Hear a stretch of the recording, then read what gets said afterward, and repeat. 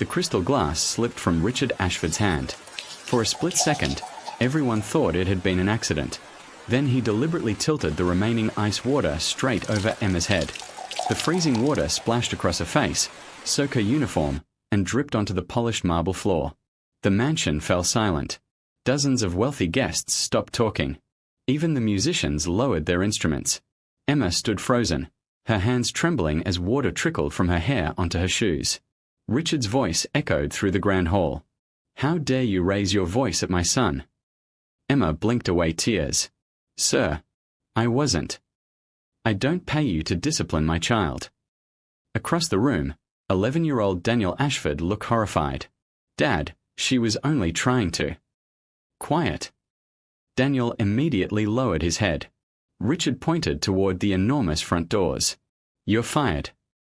Emma swallowed the lump in her throat. "Please, sir, let me explain."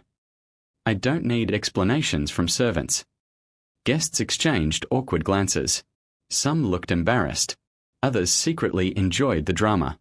Emma slowly nodded. "I'm sorry if I offended you." She bent down despite being soaked, picked up the shattered pieces of the broken crystal glass with shaking hands, and carefully placed them on a serving tray. Not a single person stepped forward to help her. As she walked toward the exit, Daniel suddenly shouted, "Emma!" She stopped. "I'm sorry." His tiny voice cracked. Emma forced a gentle smile. "It's okay." "No, it isn't." Richard grabbed Daniel by the shoulder. "Inside." Daniel looked back one last time as Emma disappeared beyond the massive doors. Neither father nor son realized they had just made the biggest mistake of their lives. If stories filled with emotion, unexpected twists, and unforgettable endings are the kind you enjoy, take a moment to subscribe, like this video, and let us know in the comments where you're watching from. Now let's see what happened after one cruel decision changed everything. 3 days earlier, Emma had worked at the Ashford mansion for nearly 4 years. She wasn't simply a maid. She woke before sunrise to prepare breakfast. She organized the house. She reminded Richard about meetings he often forgot. Most importantly, she looked after Daniel. Richard rarely noticed. To him, she was simply another employee. But to Daniel, she was the closest thing he had to a mother since his own mother passed away 5 years earlier. Every morning she greeted him with the same warm smile. "Good morning, sleepyhead." Daniel rubbed his eyes. 5 more minutes. "You said that yesterday." "And it almost worked." She laughed. "No, it didn't." He finally climbed out of bed. As she straightened his school uniform, she smiled. "Remember what we talked about." He sighed dramatically. "Respect everyone." And never think money makes me better than people. And always apologize when I'm wrong. Emma nodded proudly. "Good." Daniel suddenly frowned. "Do you think Dad believes that too?" The question caught her off guard. She hesitated before answering carefully. "Your father loves you very much." "That wasn't my question." Emma knelt beside him. Sometimes adults forget lessons children understand better. Daniel looked thoughtful. Maybe someone should remind him. Emma smiled. "Maybe." Downstairs, Richard was already barking orders into his phone. No excuses. If the investors aren't ready by 10, replace them. He ended the call before anyone answered. His assistant hurried beside him carrying 3 folders. The mayor confirmed dinner tonight. Richard barely looked up. "Move it." "You also have Daniel's school presentation at 4. I'm busy." "It's his science award ceremony."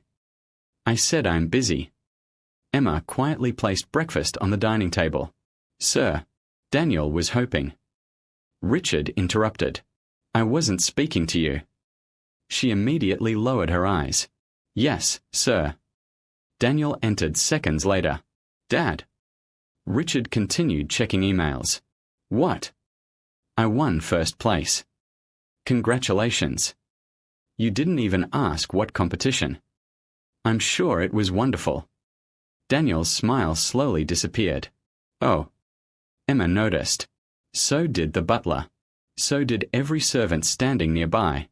Only Richard remained unaware. Later that afternoon, Emma waited outside Daniel's classroom. Children rushed past laughing. Daniel walked out carrying a trophy almost as big as himself. "You came." "I promised." He smiled. "You always keep your promises." His smile faded almost immediately as he scanned the parking lot. He forgot again. Emma gently placed a hand on his shoulder. "I'm proud of you." Daniel hugged the trophy tightly. "I wish Dad was." Weeks passed.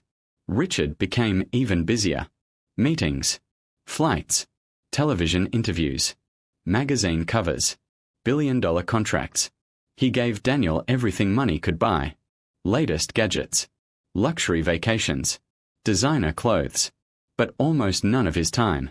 Emma filled every empty space. Homework, dinner conversations, school projects, bedtime stories. Whenever Daniel cried because he missed his mother, Emma simply sat beside him. She never pretended to replace his mother. She simply made sure he never felt completely alone. One rainy evening, Daniel accidentally knocked over an expensive vase while chasing his dog. The crash echoed through the mansion. Richard stormed downstairs. "What happened?" Daniel froze. Before he could answer, Emma stepped forward. "It was an accident." Richard stared at the shattered vase. "That vase cost more than your yearly salary." Emma quietly nodded. "I'm sorry."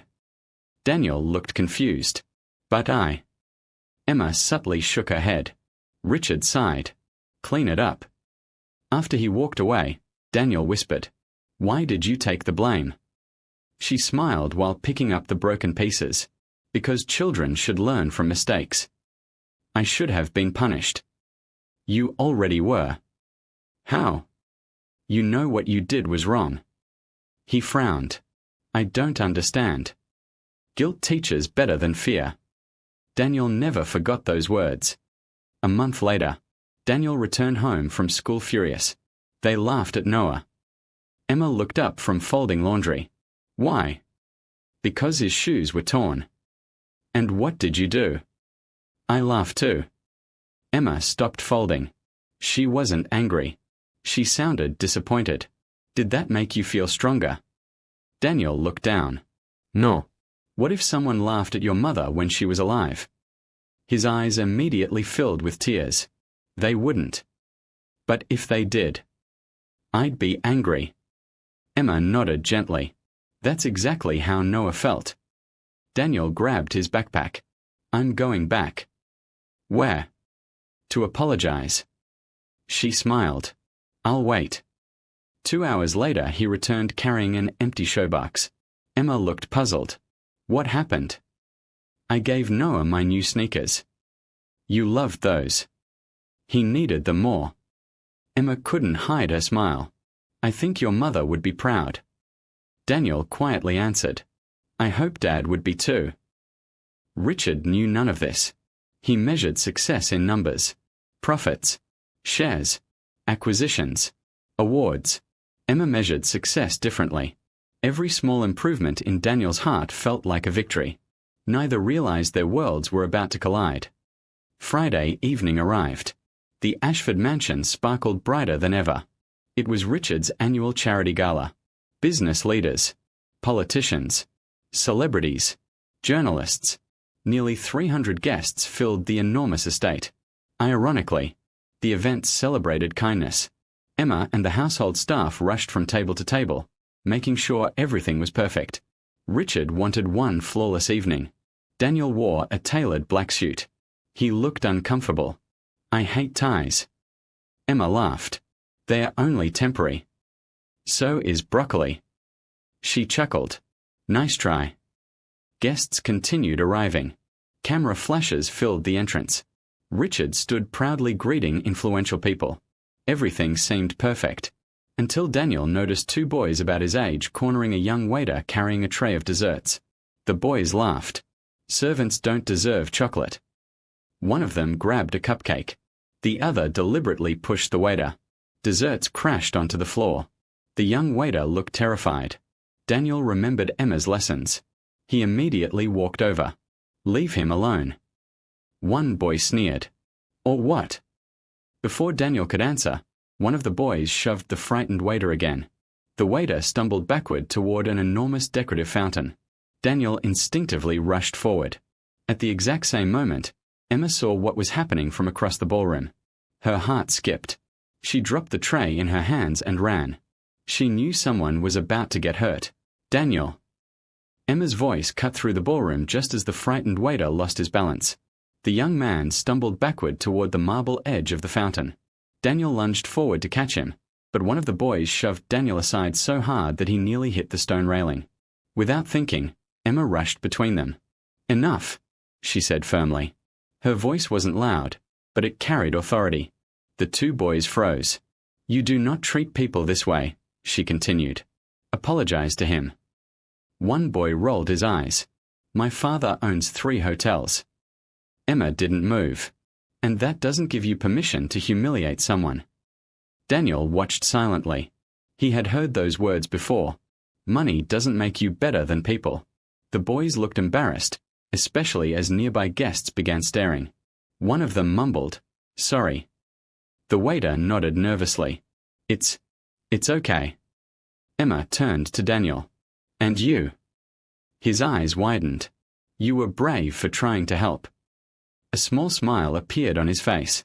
"But next time, don't jump into danger without thinking first. If you had fallen into the fountain or struck your head, who would have helped you?"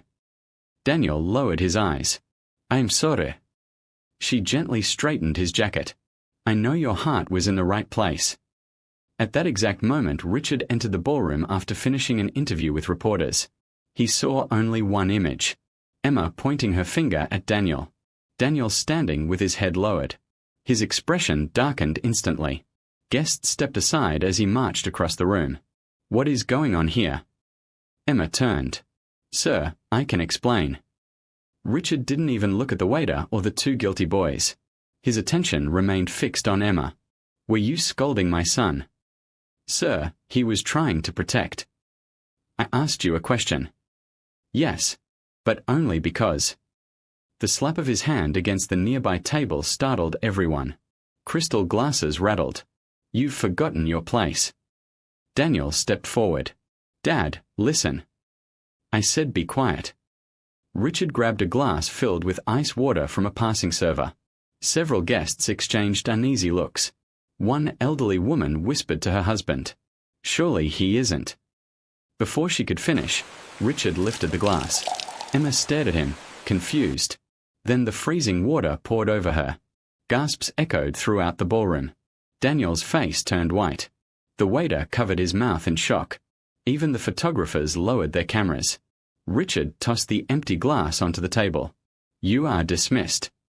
Emma stood there in silence. Her uniform clung to her skin. Water dripped onto the marble floor. She wanted to explain. She wanted to tell him Daniel had actually defended someone. But one look at Richard's face told her he had already decided she was guilty. She quietly whispered, "I am sorry." Daniel suddenly shouted, "Stop saying you're sorry. You didn't do anything wrong." Every guest looked toward him. Richard's jaw tightened. "Go to your room." "No." The single word stunned the room. "I said go." "No." Daniel's eyes filled with tears. "You didn't even ask what happened." Richard grabbed his son's arm. "I will not argue with a child." Emma quickly stepped forward.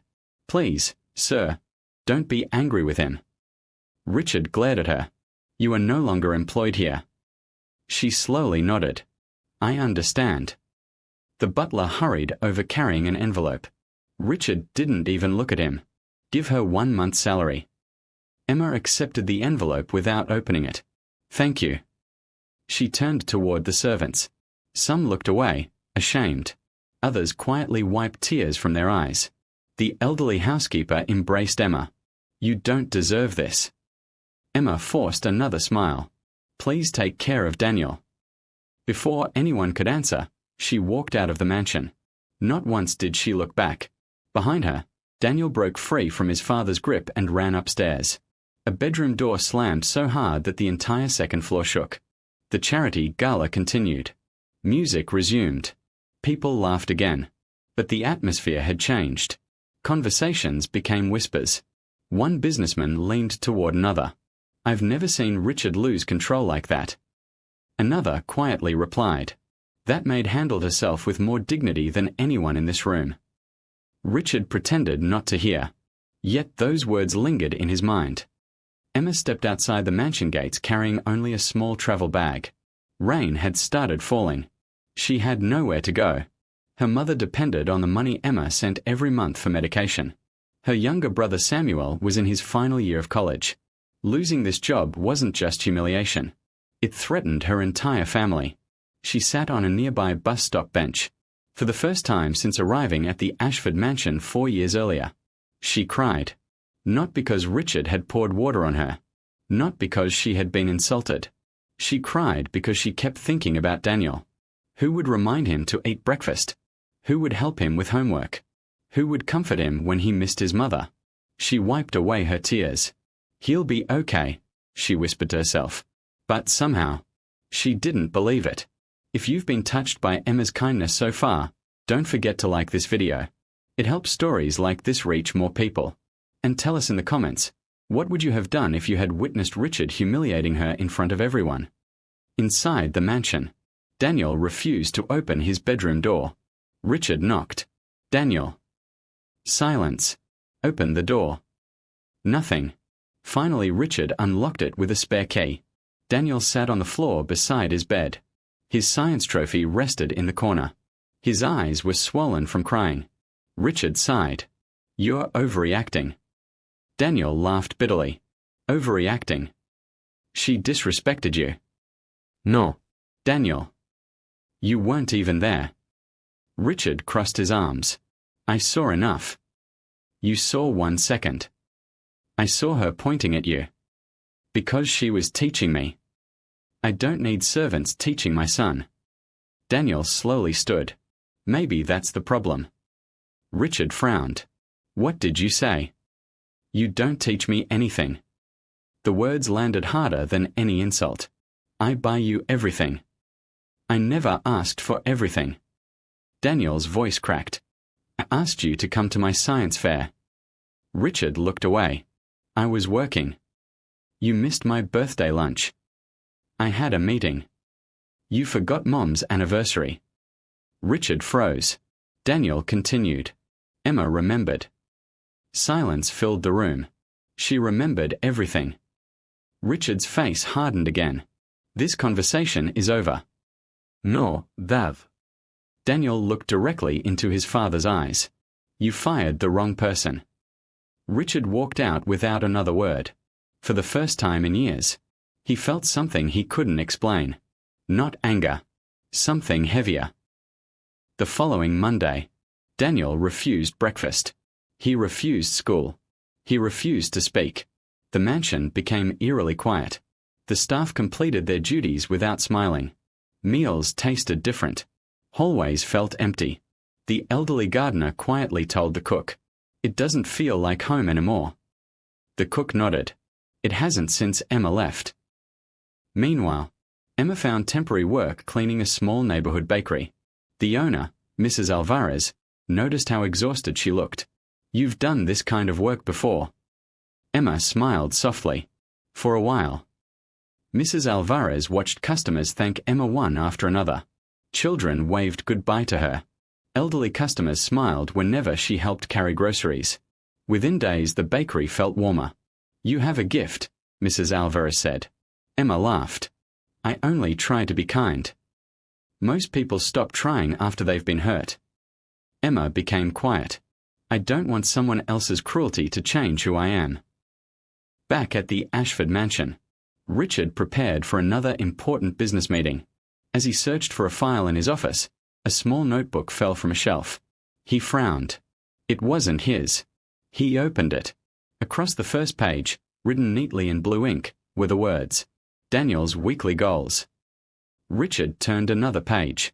Monday. Help someone without expecting anything back. Tuesday. Practice saying thank you. Wednesday. Call Dad if he has time. Thursday.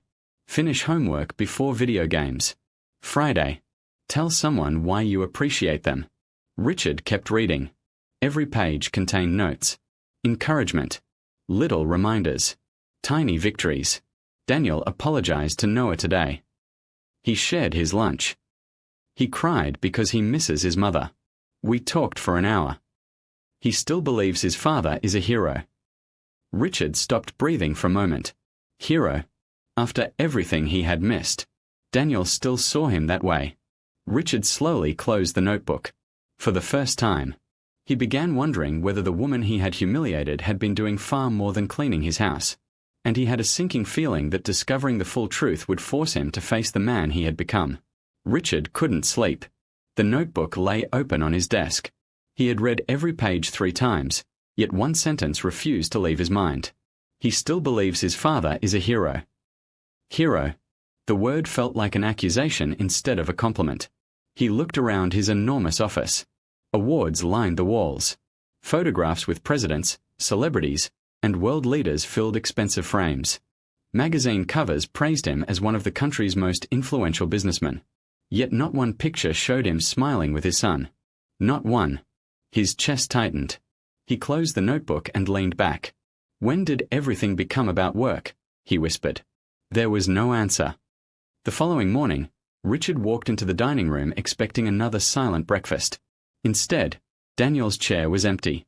The cook nervously approached. Master Richard. Where's Daniel? He left for school early. Richard frowned. He never leaves early. He said he wanted to walk. Richard glanced through the window. Daniel usually loved being driven in one of the family's luxury cars. Walking was unlike him. Everything about his son had changed, and it had started the moment Emma walked out of the mansion. At school, Daniel barely spoke. His teacher noticed. Is everything okay? He forced a smile. I'm fine. She knew he wasn't.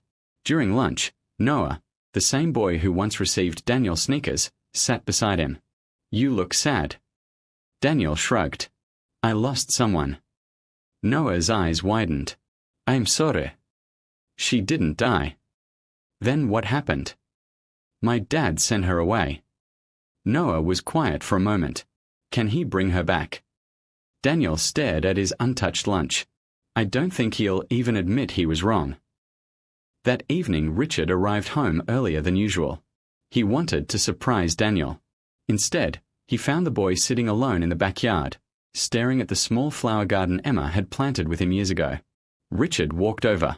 What are you looking at? Daniel didn't turn around. These flowers. They are beautiful. Emma planted them. Richard nodded awkwardly. I know. She said flowers bloom where they're cared for. Silence. Then Daniel quietly added, I don't think people are any different. Richard felt those words sink deep inside him. He wanted to respond. Nothing came out. The next day, Richard called the butler into his office. Tell me something. Yes, sir. What exactly did Emma do around here? The butler looked surprised. Everything, sir. I know she cleaned. The old man hesitated. With respect, sir, cleaning was the smallest part of her work. Richard frowned. What do you mean? She organized Daniel's schedule. I know. She tutored him. Richard blinked. She spoke with his teachers every week. I didn't know that. She reminded him about his mother's birthday because she didn't want him to think everyone had forgotten. Richard lowered his eyes. The butler continued. Whenever you missed dinner, she made sure Daniel never ate alone. Richard slowly sat down. Why didn't anyone tell me? The butler answered honestly. We assumed you already knew. Later that afternoon, Richard cancelled 3 business meetings. His assistant stared in disbelief. Sir, investors are flying in. They can wait. They've never waited before. Richard grabbed his car keys. There's a first time for everything. He drove across town until he reached the small neighborhood bakery where one of the housekeepers had quietly mentioned Emma might be working. As he stepped inside, the sweet smell of fresh bread filled the air. Emma stood behind the counter helping an elderly customer count coins. You're 20 cents short. The old woman sighed. I'll have to leave the loaf. Emma smiled. No. She quietly reached into her own pocket. placed the missing coins on the counter, and handed over the bread. "There you go." The old woman's eyes filled with tears. "Thank you. It isn't much. It is to me." Richard watched from the doorway. Emma never noticed him. After the customer left, a little girl accidentally dropped an entire tray of cookies. The child immediately burst into tears. "I'm sorry. I'm sorry." Emma knelt beside her. "Are you hurt?" The girl shook her head. "I broke everything." Emma smiled warmly. "Cookies can be baked again." She handed the girl another cookie from a fresh tray. "This one's on the house." The little girl giggled. Richard remembered the expensive vase Daniel had broken months earlier. Emma had reacted exactly the same way. People mattered more than things. For the first time, Richard saw her through someone else's eyes. Not as a servant. As a remarkable human being. He took one step forward. Before he could speak, Emma looked up. Their eyes met. The smile disappeared from her face. "Mr. Ashford." Her voice remained polite. Richard suddenly forgot every sentence he had prepared. "I." She waited. He looked around the bakery. Customers moved quietly between the shelves. Mrs. Alvarez came from the kitchen carrying fresh pastries. She recognized Richard immediately. "You must be Emma's former employer." Former. The word stung. Richard nodded. "I'd like to speak with her." Mrs. Alvarez looked toward Emma. "Only if she wants to." Emma appreciated the older woman's support. "It's okay." They stepped outside. For several seconds neither spoke. Finally Richard cleared his throat. "I found Daniel's notebook." Emma remained silent. "I didn't know everything you were doing." "It wasn't important." "It was." She shook her head gently. "It was my job." "No." Richard's voice softened. "It wasn't." Another long silence followed. "I came to apologize." Emma looked at him carefully. "I embarrassed you." "Yes." "I judged you without asking what happened." "Yes." "I poured water on you in front of hundreds of people." Emma quietly nodded. "Yes." Richard swallowed hard. "I've never been more ashamed of myself." Emma could hear the sincerity in his voice, but the memory still hurt. "You didn't just pour water on me, Mr. Ashford." He looked down. "You taught your son that power is louder than truth." The sentence struck him like a hammer. She continued. "And that's what broke my heart." Richard's eyes became glassy. "I know." "No." She shook her head again. "I don't think you do." He didn't argue. Because she was right. "I came to ask you to return." Emma smiled sadly. "I am grateful." "You'll have your old position back." She interrupted softly. "I don't want my old position." "I'll double your salary." She shook her head. "Triple it." "No." Richard stared at her. "Why?" She looked toward the bakery window where the little girl was happily waving at her. "Because respect can't be added to a paycheck." Richard closed his eyes. Every word was deserved. Every word was true. Just then his phone rang. He ignored it. Seconds later it rang again. Then again. Finally he answered. "What?" The voice on the other end sounded panicked. It was the butler. "Sir, Daniel is missing." Richard's face lost all color. "What?" "He never came home from school." The phone nearly slipped from Richard's hand. "We've called every one of his friends. No one has seen him." Richard felt his heart pounding violently. When did this happen? 2 hours ago. "We've already contacted the police." Richard turned slowly toward Emma. She had heard enough to understand. Without hesitation she grabbed her jacket. "Let's go." He stared at her in disbelief. "After everything I've done." She looked him straight in the eyes. "This isn't about you. It's about Daniel." For the first time in many years, Richard realized what unconditional kindness truly looked like. Richard and Emma raced toward his car. The drive back to the city felt endless. Richard gripped the steering wheel so tightly that his knuckles turned white. "This is my fault," he whispered. Emma kept her eyes on the road ahead. "This isn't the time to blame yourself." When is the time? When Daniel is safe. Richard nodded silently. For once, he listened instead of arguing. By the time they reached the Ashford mansion, police officers had already surrounded the property. Neighbors gathered outside the gates. The butler hurried toward them. "Sir." Richard jumped out of the car. "Any news?" The old man sadly shook his head. "No." A police officer approached. "We've searched the neighborhood and spoken to his classmates. One of them mentioned Daniel was upset after school." Richard felt his stomach sink. "What else?"